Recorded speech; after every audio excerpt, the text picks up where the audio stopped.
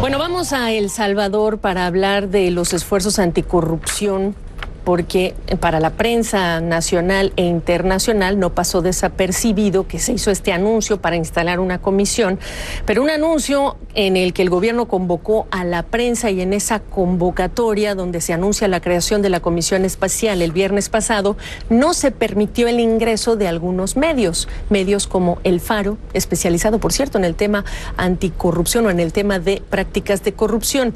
El presidente Bukele, por cierto, entró al quite tuiteando un comunicado de la Secretaría de Comunicaciones de la Presidencia en el que se explica cuál es el argumento para no permitir directamente el ingreso de estos periodistas de Factum y del Faro, diciendo que fue por un mal comportamiento de los reporteros de este medio en conferencias de prensa previas y por ello se decidió no permitirles el ingreso.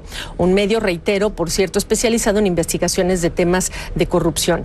Y a otros periodistas también no se les permitió el ingreso, también de la revista Factum. Esta es la realidad. El presidente Bukele está cumpliendo 100 días, sus primeros 100 días de gobierno. Entre ese plazo de 100 días también se anuncia este cumplimiento de otra promesa más.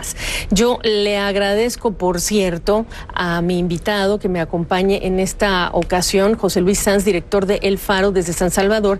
Bueno, pues para hablar ya, el argumento del gobierno está expuesto. ¿Cuál es el argumento de ustedes? Bienvenido. Y aquí entender si es un asunto de formas lo que está reclamando el gobierno. ¿Cómo estás? Hola, ¿qué tal, Gabriela? Gracias por el espacio. ¿Qué me dices tú?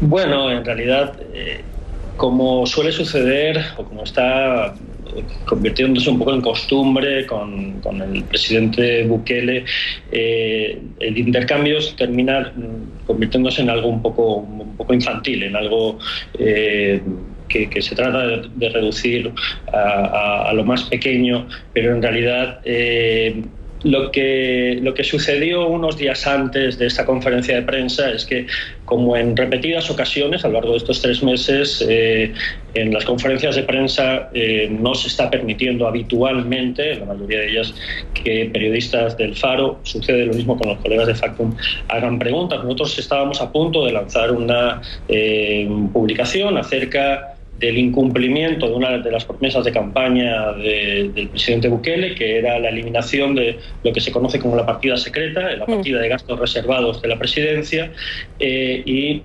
cuando nuestro periodista Jimmy Alvarado iba a hacer la pregunta, le cortaron el micrófono. Entonces él hizo lo que creo que haría cualquier periodista, que es hacer la pregunta de viva voz en el salón en el que se estaba dando la conferencia de prensa. El presidente sonrió, no quiso responder, pero 3 días después...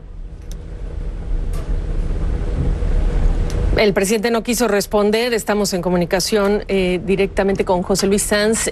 No sé si me sigues escuchando. Aquí el tema es, en medio de este esfuerzo anticorrupción, surge pues de estos medios la puerta cerrada para esta conferencia de prensa, que hay que reiterar que se anuncia la firma de un documento por el cual se va a crear esta comisión anticorrupción, pero al mismo tiempo, en esta desafortunada coincidencia, si es que solo se trata de reporteros que para el presidente Bukele han faltado al respeto y han incumplido sus instrucciones de que no pregunten. Si es que de esto se trata nada más de una mera situación de formas, ¿por qué impedirles el ingreso en una circunstancia o en un evento, o a un evento que es tan importante? Ya retomé el contacto contigo, José Luis, tuvimos un problema técnico. El presidente Bukele además dice vía Twitter, cuando emite esta copia del comunicado, que se hacen las víctimas. Yo pregunto, ¿se hacen las víctimas ustedes o ustedes son la prensa que incomoda? Nosotros en realidad lo que hacemos es representar a nuestros lectores, representar a la ciudadanía y su derecho a saber. En realidad, cuando se violan los derechos de un periodista a trabajar, lo que se está tratando de cercenar es el derecho de la ciudadanía a saber, a hacer preguntas, a exigir transparencia. El presidente Bukele tiene una estrategia de comunicaciones bastante sofisticada para lo habitual en Centroamérica o en El Salvador, y esto incluye generar una sensación de transparencia a partir del uso abundante de redes sociales incluso para dar órdenes directas a sus ministros, como creo que buena parte de los espectadores saben, porque fue noticia en las primeras semanas de gobierno de Nayib Bukele. Sí. pero en realidad hay mucha opacidad, no se revelan las estrategias, él no ha dado ninguna entrevista todavía a un medio nacional en 3 meses, solo da entrevistas a medios internacionales, convoca conferencias de prensa con 30 minutos de antelación y da apenas preguntas a los mismos medios. En realidad lo que sucede es que Nayib Bukele está, desde que fue electo, en realidad ya en el periodo de transición, tratando de generar la idea de que solo hay 2 tipos de medios, los que están a favor de su gobierno, los que están en contra de su gobierno. No concibe, y de hecho públicamente ha tuiteado, que es una vía predilecta de comunicación con la ciudadanía, que no existe el periodismo independiente. Entonces yo creo que esto es un paso más en ese intento de asentar la idea de que en realidad hay medios de oposición y hay medios favorables a su mandato, lo cual evidentemente no es cierto. Estamos hablando, te garantizo, es el trabajo del Faro desde hace muchos años, pero también el de los colegas de Factum. Es un periodismo que no tiene agenda oculta y que lo que trata es de fiscalizar al poder.